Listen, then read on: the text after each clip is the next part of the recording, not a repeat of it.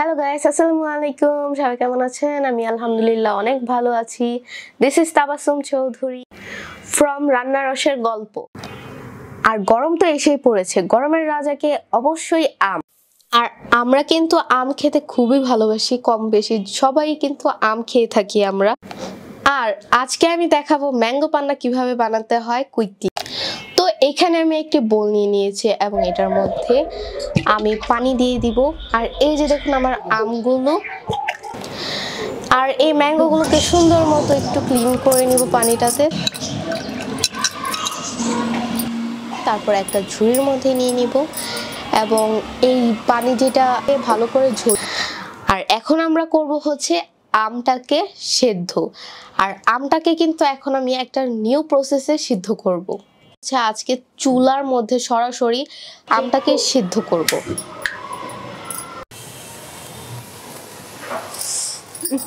এবং এই যে দেখুন আমি কিন্তু সুন্দর মতো আমগুলোকে দিয়ে দিয়েছি এবং চুলাটা ধরিয়ে দিব একদম ফুল আছে। তারপর সুন্দর করে আস্তে আস্তে এটাকে উল্টিয়ে পাল্টিয়ে সুন্দর মতো সেদ্ধ করে নেব। এভাবে যদি আমরা সেদ্ধ করি তাহলে আমের মধ্যে যে একটা পুরা ফ্লেভারটা, মানে ম্যাঙ্গো পান্নার জন্য মানে আমার মতে বেস্ট এইভাবে। যদি আপনারা এরকম পুড়িয়ে না খেতে চান তাহলে আমগুলোকে সিদ্ধ করে নিলেই হবে। আর এই যে দেখুন আমাদের আমগুলো কিন্তু সেদ্ধ হয়ে গিয়েছে। এক বলের মধ্যে আমি একটা ঠান্ডা পানি নিয়ে নিয়েছি, এটার মধ্যে দিয়ে দিব যাতে আমটা আমাদের ঠান্ডা হয়ে যায়। আম ঠান্ডা হতে হতে আমি এখানে কিছু মশলা বেটে নিব। আর এটা হচ্ছে আমার ব্ল্যাক পেপার যেটা বলে, আপনারা চাইলে হোয়াইট পেপারটাও নিতে পারেন, বাট আমার কাছে ব্ল্যাক পেপারটা ছিল তার জন্য আমি ব্ল্যাক পেপারটাকে, আপনারা চাইলে পাটায় না পিষে আপনারা ব্লেন্ডারও করতে পারেন, কিন্তু আমার কাছে মনে হলো না একটু পাটায় পিষি, কারণ আমার কাছে একটু গ্রামীণ যেই ভাইবটা সেটা খুবই ভালো লাগে। আমরা যারা শহরে থাকি তারা কিন্তু গ্রামের ভাইবটা পাই না ওইরকম। আর এই যে দেখুন আমাদের কিন্তু ব্ল্যাক পেপারটা একদম মিহি গুঁড়ো হয়ে গিয়েছে। এখন একটা বাটির মধ্যে উঠিয়ে নিব। তারপর এখানে আমি কিছু পুদিনা পাতা, যেটা আমি আমার গাছ থেকে ছিঁড়ে নিয়েছি, সেটাকেও একটু বেটে নিব। আর এই যে আমাদের পুদিনা পাতাটাও কিন্তু পিসা একদম হয়ে গিয়েছে, তো এইটুকু রাখলেই হবে। আর পুদিনা পাতাটা আমার ওইরকম ভাল লাগে না ফ্লেভারটা, তাই আমি অল্প নিয়েছি। আর এই যে দেখুন আমাদের পুড়িয়ে রাখা আমটাও কিন্তু ঠান্ডা হয়ে গিয়েছে। এখন একটা ছুরির সাহায্যে মুখটা একটু কেটে নিব, কারণ নয়তো ছুলতে অসুবিধা হবে। তো তারপর সুন্দর মতো এইভাবে ছুলে নিব। আর এই যে দেখুন পুরানোর কারণে কিন্তু সুন্দর মতো ছিলে এসে পড়েছে। দুটোটাকেই আমি এইভাবে একটু মুখটা কেটে ছুলে নিব। আর এই যে দেখুন আমাদের আমটা এখন আবারও একটি ছুরির সাহায্যে সুন্দর মতো স্লাইস করে নিব। যে কোনো সাইজেরই স্লাইস করতে পারেন, কারণ এগুলোকে কিন্তু আমরা পাটায় পিষে নিব বা ব্লেন্ডারে আপনারা চাইলে পিষে নিতে পারেন। আর এই যে আমি পাটার মধ্যে নিয়ে নিয়েছি, এখন আমি সুন্দর মতো পাটা দিয়ে পিষে নিব। আর হ্যাঁ, একটু যেহেতু শক্ত, তারপর আমি এইভাবে সুন্দর মতো বেটে নিব ভালো করে।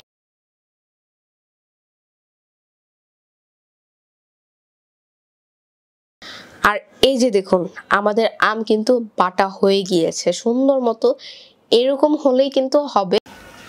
আর হ্যাঁ, বললাম তো যারা ব্লেন্ডারে ব্লেন্ড করে নিতে চান তারা কিন্তু অবশ্যই ব্লেন্ডারে ব্লেন্ড করতে পারবেন, কোনো সমস্যা নেই।